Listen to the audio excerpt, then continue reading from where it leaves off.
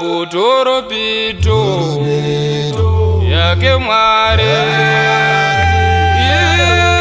inorira iko kudenga. Toropito yake Mwari inorira iko kudenga, inotaura kuvanhu vose kuti uyai kudenga, inotaura kuvanhu vose kuti uyai kudenga, namazita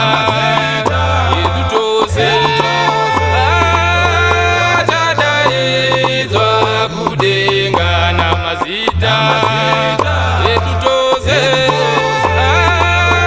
achadaidzwa kudenga, kuti uyai, kuti uyaiwo, kuti uyai kudenga, kuti uyai, kuti uyaiwo, kuti uyai kudenga, namazita edu tose achadaidzwa kudenga, namazita edu tose achadaidzwa kudenga, kuti uyai, kuti uyaiwo, kuti uyai kudenga, tose tose tigadzirire watichadanwa kudenga, tose tose tigadzirire watichadanwa kudenga, namazita edu tose achadaidzwa kudenga, namazita edu tose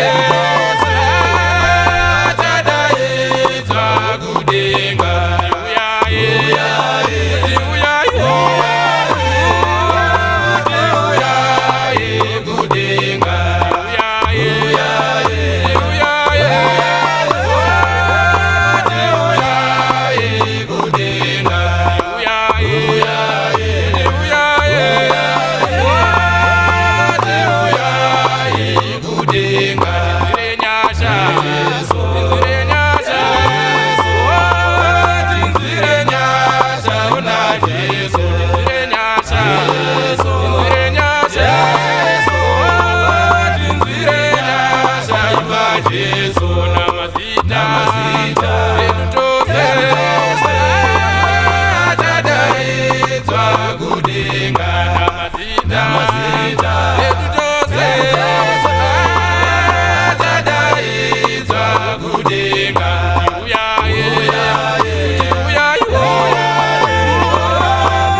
uyai kudenga,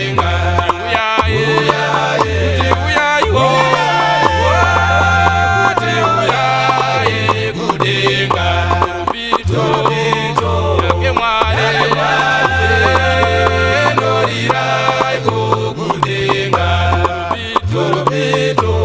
kudenga,